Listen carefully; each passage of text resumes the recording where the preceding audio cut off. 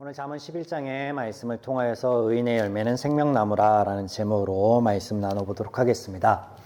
잠언의 핵심은 지혜이신 하나님을 인정하고 따르는 삶 속에 평안이 있다라는 것입니다. 그래서 1장에서 9장까지는 이 평안의 근원으로서 하나님과 우리의 관계에 대한 말씀들이 이어졌으며 이 관계성 안에서 이어지는 10장 이후의 말씀들은 다양한 형식의 교훈들로 이해하며 실천할 때 비로소 삶의 평안을 누릴 수 있다라는 말씀들입니다. 지난 시간에는 잠언 10장의 말씀 가운데서 삶의 평안을 가져다 줄 그 첫 번째 관계인 부모와 자녀의 관계에 대한 말씀과 더불어서 또 말에 관한 말씀들을 좀 살펴보았습니다. 오늘 잠언 11장에서는 태도에 관한 말씀들을 좀 중점적으로 살펴보고자 합니다. 1절 말씀 보겠습니다. 속이는 저울은 여호와께서 미워하시나 공평한 추는 그가 기뻐하시느니라. 자, 본절과 같은 내용을 구약 성서 또 말씀들 안에서 좀 여러 군데 좀 보셨을 겁니다. 이런 비슷한 표현들이 많이 나오죠. 레위기 19장 36절, 신명기 25장 13절, 욥기 31장 6절, 예레미야 32장 10절 등 좀 더불어서 이런 표현들이 나오는데 본문 속이는 이라고 번역된 이 단어는요, 명사로 사기, 간계, 속임수, 배신 등의 의미를 가집니다. 때문에 속이는 저울이라는 표현은요, 악덕 상인이 물건을 구입할 때와 팔 때 무게가 서로 다른 저울추를 사용하여 속이는 행동을 묘사하고 있는 것입니다. 이는 자신의 이익을 도모하기 위하여 행하는 모든 부정한 행위를 포괄하는 성경의 표현이 되겠습니다. 이 말씀은 우리에게 정직이라는 태도를 가르치고 있는데요. 정직의 사전적 의미는 거짓이나 꾸밈이 없는 바르고 고즘입니다. 본문 속의 내용을 조금 더 살펴보겠습니다. 속이는 저울과 공평한 추는요, 물건을 매매하는 당사자들의 눈에 보이는, 즉 가시적인 것들입니다. 그런데 이와 더불어서 나오는 여호와의 미워하심과 기뻐하심은요, 우리 눈에 보이지 않는 비가시적인 것들입니다. 이 두 가지가 병행돼서 가리키는 교훈, 우리에게 가르치는 그 정직의 태도는 무엇이냐면 바로 눈에 보이는 것보다 눈에 보이지 않는 것의 무게를, 가치를 더 두라라는 말씀이에요. 당장 눈앞에 있는 물질적인 이익보다도 선, 공의 등과 같이 눈에는 보이지 않지만 더 가치 있는 그것에 무게를 두는 것, 이것이 뭐라고요? 이것이 정직입니다. 또 있는 하나님의 관계성 안에서 눈에 보이는 이익, 나의 유익보다 하나님의 관계의 무게를 두라는 건데, 하나님께서 보시기에 어떠할까? 하나님이 이것을 기뻐하시겠는가? 하나님이 기뻐하시는 것이 무엇이겠는가? 이것을 무게를 두는 것, 이것이 뭐라고요? 이것이 정직이다라고 말씀하시는 거예요. 2절 보겠습니다. 2절. 교만이 오면 욕도 오거니와 겸손한 자에게는 지혜가 있느니라. 자, 두 번째 태도는 뭐인 것 같습니까? 바로 겸손입니다. 겸손. 구약 성경에서 겸손을 나타내는 가장 빈번하게 일반적으로 사용되는 단어가 있다면 그 단어의 뜻이 유순하고 부드러운 마음의 상태이고, 이것을 가리키는 단어가 아나우라는 그 히브리어 단어입니다. 그런데 본문에서 겸손을 나타내는 단어로 사용된 단어는요, 성경에 딱 단 두 번만 사용되는 차나으라는 단어예요. 조금 다른데요. 이 단어는 굴복해 한다라는 어근에서 유래되었으며 다른 사람에게 자신을 낮추는 것을 나타내는 단어인데, 일반적인 겸손, 즉 낮아짐의 자세로 이해될 수 있을 것 같습니다. 하지만 하나님과의 관계성 안에서의 겸손은요, 우리 편에서 낮아짐의 자세가 아닌 깨닫는 것을 의미합니다. 자, 성경에서 인간을 나타내는 표현들을 보시면 인간이 어디에서부터 났다라고, 그 근원이 어디다라고 표현되고 있습니까? 흙, 티끌. 그래서 창세기 2장 7절에 보시면 하나님께서 땅의 흙으로 사람을 창조하셨음을 말씀하십니다. 때문에 구약학자인 폰라드는요, 본 구절, 이 잠언 11장 2절을요, 정확성과 조심성이 바로 겸손이다라고 이해하였습니다. 그래서 인간이 자기 본래의 상태를 정확하게 통찰하고 낮은 인간으로서 조심스러운 태도를 갖추는 것, 이것이 겸손일진데, 또한 그런 정확한 자기 성찰이 그것을 통하여서 지혜가 찾아온다라고 이 구절을 해석해 보았습니다. 자, 여기에 지혜를 본래의 모습에 대한 올바른 인식이라고 정의 내리고 있는데, 쉽게 말씀드리면 어떤 내용이냐면, 겸손은 사람과 사람 사이의 태도 이전에 하나님과 우리의 관계 안에서 보아야 하는데, 애초에 하나님과 나는 비교의 대상이 아니라는 거예요. 하나님께서는 창조주이고 모든 인간은 흙으로부터 지음받은 피조물이라는 것이죠. 피조물이 창조주에게 자세를 낮추는 건 겸손이 아닙니다. 그런 개념 자체가 성립되지 않은 거예요. 왜냐하면 존재 자체가 달라요. 피조물과 창조주잖아요. 낮출 수 있는 상황이 아니에요. 이미 낮아요. 애초에 비교가 불가하다라는 거예요. 그러므로 성경에서의 겸손, 낮춘다라는 것은요, 뭐예요? 자세의 낮춤이 아니라 이 관계에 대한 이해, 나에 대한 성찰이 있다라고 말하는 것. 이것이 겸손이다. 이것을 인지하는 것, 이것을 인식하는 것, 이것을 고백하는 것을 말하고요, 겸손이다라고 말하고 있다라는 거죠. 재미있는 대목은요, 이런 겸손한 자들에게 지혜가 있다라는 본절의 말씀인데, 이 원어에서 여기 지혜는요, 잠언 1장과 8장에서 하나님으로 소개하고 있는 지혜, 바로 그 동일한 단어입니다. 2절 후반절인 구문에서는 또한 동사가 존재하지 않고 오직 명사로만 이어져 있습니다. 그래서 겸손이 지혜다. 겸손 이퀄 지혜. 이렇게 표현되고 있다는 거죠. 우리는 여기서 오직 하나님께만 찾을 수 있는 겸손이 무언가를 발견하게 되는데, 창조주로서 피조물과 더불어 관계를 맺으시는 하나님, 피조물을 높여 당신의 사랑의 대상, 인격적인 교제의 대상으로 삼으시는 하나님, 오히려 당신을 낮춰 피조물과 같이 되시는 하나님, 피조물이 되어 찾아오시는 하나님입니다. 자, 함께 대조를 이루고 있는 대목도 보시겠습니다.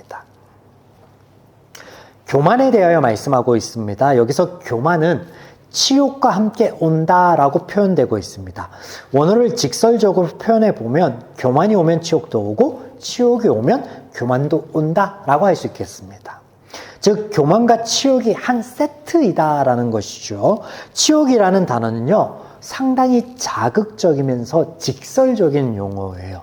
이는 여성의 외음부를 가리키는 것으로 여성의 중요 부위가 노출된 것과 같은 지독한 수치를 의미합니다. 또 교만은 본래 끌어오르다라는 의미에서 거만하고 건방진 행동, 반항적인 행동을 의미합니다. 교만한 자, 지독한 수치를 당할 것이며, 또 수치를 당하는 결과에 앞서 교만이 그 마음 가운데 자리 잡고 있다라는 것을 말씀하고 있습니다. 자, 이런 교만을 하나님과의 관계성 안에서 이해해 보면요, 이는 죄의 본성 중에 하나로서 하나님께서 하신 것을 마치 자기 자신이 한 이룩한 것인 것처럼 대하는 태도이다라는 것이죠. 그러므로 겸손을 정리해 보면 하나님과 하나님의 일하심을 알고 나를 아는 것에서 시작하여서 나를 앞세우지 않고 인정하는 것에 있습니다. 다시 한번, 겸손은 하나님과 하나님의 일하심을 알고 나를 알아서 그것에서부터 시작되어서 나를 앞세우지 않고 인정하는 것에 있다. 그런 자기 성찰이 겸손이다 라는 것입니다. 3절 보겠습니다. 정직한 자의 성실은 자기를 인도하거니와 사악한 자의 패역은 자기를 망하게 하느니라. 자, 세 번째 태도는요, 성실입니다. 성실. 첫 번째 태도, 정직계에서 눈에 보이는 이익보다 선의와 공의에 더 무게를 두는 것으로 이것을 이것이 정직이다라고 말씀을 드렸죠. 첫 번째. 여기 정직한 자, 3절에 등장하는 정직한 자는 곧다, 일직선이다라는 본래 뜻에서 온 것으로 곧고 공정한 성품을 의미합니다. 자, 이는 바른 삶의 자세를 가르치는 것이고, 이런 정직한 자세를 끝까지 지켜내고자 하는 것이 뭐라고요? 그게 성실이다라는 거예요. 그래서 정직 안에 성실을 이야기하고 있다라는 것이 눈여겨볼 만하죠. 성실로 번역된 단어의 본래 의미는요, 그래서 완수하다, 마치다에서 온 명사인 완수, 완전, 충만입니다. 정직한 것. 그래서 눈에 보이는 이익보다 선과 공의 같은 하나님의 속성 안에 있는 것, 하나님의 관계성 안에서 더 무게를 두고 나의 태도를, 나의 삶을 지향하는 그 자세, 그것을 지키고자 하는 것, 그게 성실이다라는 것이죠. 반대되는 태도 보겠습니다. 사악한 자로 번역된 단어의 의미는 덮다, 속이다, 남몰래 행하다입니다. 또 이 단어가 원어에서 분사의 형태로 사용되어서 이것 또한 성품을 나타내는 거예요. 어떤 하나의 행위, 단편적인 어떤 그 순간의 행동, 이것을 의미하는 게 아니라 성품 자체를 의미하는 것이다라는 거예요.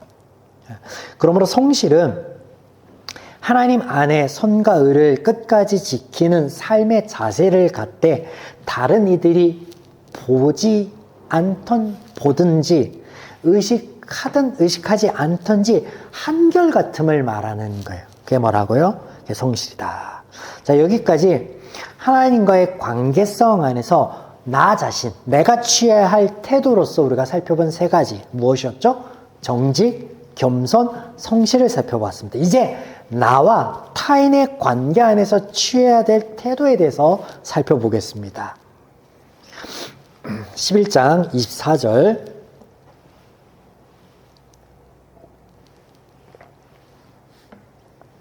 흩어 구제하여도 더욱 부하게 되는 일이 있나니 과도히 아껴도 가난하게 될 뿐이니라.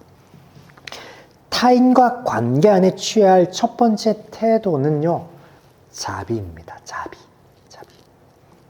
흩어 구제하여도에 해당되는 단어는요, 사방으로 흩뿌리다라는 뜻으로 나눔을 의미합니다. 이때 돌아오는 결과는 부하게 되는 일이라고 번역되는 이 단어, 더하다, 증가하다라는 거예요. 대조되고 있는 부분을 보겠습니다. 과도히 아껴도, 여기서 과도히는요, 올바름에서 벗어남을 의미하는 단어예요. 아껴도는 억제하다, 자제하다는, 그러니까 올바름에서 벗어나서 억제하는 것, 자제하는 것. 그래서 이 억제하고 자제하는 게 우리가 때로는 그 긍정적인 의미에서는 선하게 여겨지잖아요. 근데 여기서는 부정적인 의미로 말씀하고 있는 거예요. 이때 돌아오는 결과에 대해서 뭐라고 말씀하세요? 가난. 이 단어는요, 경제적인 의미만을 가리키는 단어는 아니에요. 보다 보편적인 의미가 있는데 그게 뭐냐면 부족과 결핍입니다. 그래서 부정적인 의미에서 억제하고 자제할 때 그것이 오히려 삶 가운데 부족이나 결핍으로 이어진다라는 것이죠. 결국 자비라고 하는 것은요, 나누고자 하는 마음이에요. 마음. 이는 물질이 될 수도 있고 위로의 말이 될 수도 있고 다른 사람을 향한 중보의 기도도 될 수 있습니다. 나누고자 하는 마음이 동기가 되어서 우리 밖으로 표출되는 모든 것이 오늘 성경에선 자비이며, 이는 하나님 안에서 나눔하는 자나 나눔 받는 자 모두에게 풍성하게 누리는 삶으로 이어질 것에 대해서 말씀하고 계십니다. 자, 이런 발음에서 벗어난 자제와 억제는 반대로 부족과 결핍을 초래함으로 말씀하고 계십니다. 부족과 결핍, 다른 것으로는 자신의 그 고립을 의미할 수도 있겠죠. 공동체 안에서의 고립. 자, 25절. 구제를 좋아하는 자는 풍족하여질 것이요 남을 윤택하게 하는 자는 자기도 윤택하여지리라. 24절과 동일합니다. 선을 행함에 풍족하여질 것이고 윤택하게 한다. 여기 직역하면요, 갈증을 충분하게 풀어준다라는 의미거든요. 이 단어 자체가. 역시 그 결과 물이 흘러 넘치게 될 것에 대한 어떤 풍족함을 의미하는 거예요. 24절과 25절의 내용이 동일합니다. 또 26절과 27절도요, 내용이 동일합니다. 26절, 곡간을 걸어 잠그는 자와 여는 자가 대두되고 있는데, 결과를 보시면 머리에 복이 임한다. 그러니까 걸어 잠그는 자가 아니라 열어 베푸는 자가 머리에 복이 임한다라는 표현이 있는데, 성경에서 이 머리는요, 종종 근원이나 출발점을 나타내는 표현으로 사용되는데, 이것과 관련되어서 이해해 보면 좋을 것 같습니다. 즉, 복의 근원이 된다라는 표현이에요. 그래서 그와 그의 삶의 주변의 사람들까지 선한 영향력이 미쳐지는 것에 대해서 말씀하고 있는 거죠. 27절은 보다 적극적인 자세를 묘사하고 있는데, 아침 일찍 일어나서 선을 적극적으로 찾는 자와 악을 부지런히 찾아 쫓는 자, 그 결과는 동일하게 말씀하고 있습니다. 자, 이렇게 타인과의 관계 안에 취해야 할 태도로서 자비는 나누고자 하는 마음에서 시작되는 모든 행위인데, 이어지는 28절부터는 재물에 대한 말씀이 이어집니다. 28절, 자기 재물을 의지하는 자는 패망하려니와 의인은 푸른 잎사귀와 같아서 번성하리라. 우리가 자비에 대해서 생각할 때 성경에서 가장 빈번하게 같이 등장하는 게 뭐냐면요, 구제라는 거예요. 구제. 그래서 물질에 관해서, 재물에 관한 말씀이 등장하죠. 사람들이 나누고자 하는 마음을 행동으로 옮기지 못하는 근원적인 것에는 뭐가 있냐면, 그 마음 깊숙이 염려라는 게 있는데, 내가 손해를 본다라는 거예요. 그리고 그 중심, 그 사람의 중심에 자리 잡고 있는 게 뭐냐면, 성경에서 말씀하시는 것은 그것이 물질이다라고 하는 거예요. 28절의 그 표현에 의하면 재물을 의지한다라고 하잖아요. 여기서 의지하는 건요, 이렇게 단순히 그걸 뭐 귀하게 여긴다 이런 의미가 아니에요. 그걸 뛰어넘는 거예요. 신뢰한다, 섬긴다라는 거예요. 그래서 염려가 있는 자는 하나님 안에 있는 그 지혜이신 하나님 안에 있는 가치관, 선과 의가 아니라 재물을 섬기고 있다라는 거예요.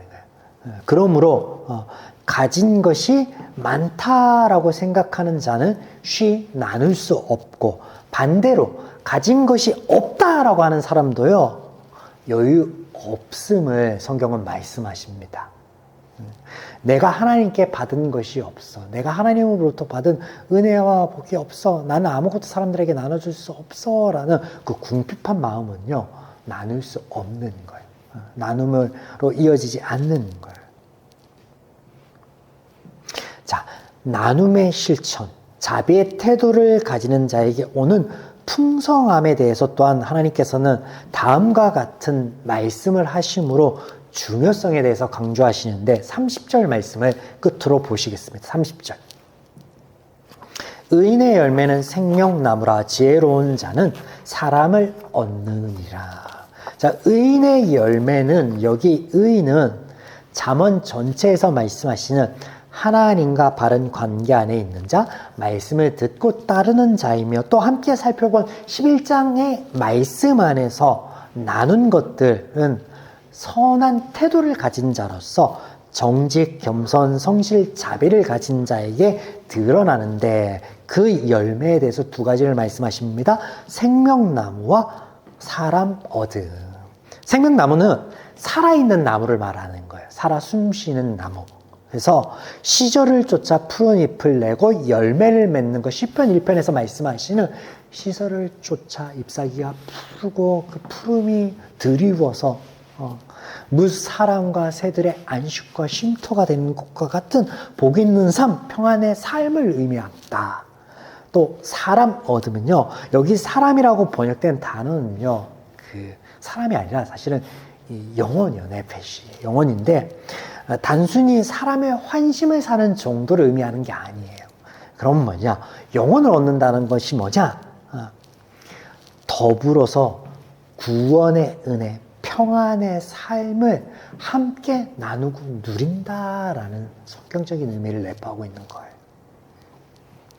사랑하는 여러분, 오늘 이 잠언 11장의 말씀을 통하여서 우리가 정직과 겸손과 성실, 또 타인과의 관계 안에서 자비라는 태도를 가짐으로, 또 우리가 부단히 하나님 안에서 또 말씀 안에서 우리가 이것을 선택하고 노력함으로 나뿐만 아니라 나와 관계되어 있는 모든 공동체며 이웃들이 하나님 안에 있는 충만한 은혜들을 더불어 누려 나아가는, 하나님 안에 열매 맺는 그 귀한 살아있는 나무로서의 삶을 우리가 한 주간 또 이후에 우리가 기도하면서 살아가는 그 삶 속에서 구현해낼 수 있기를 주님의 이름으로 간절히 축원해 드립니다.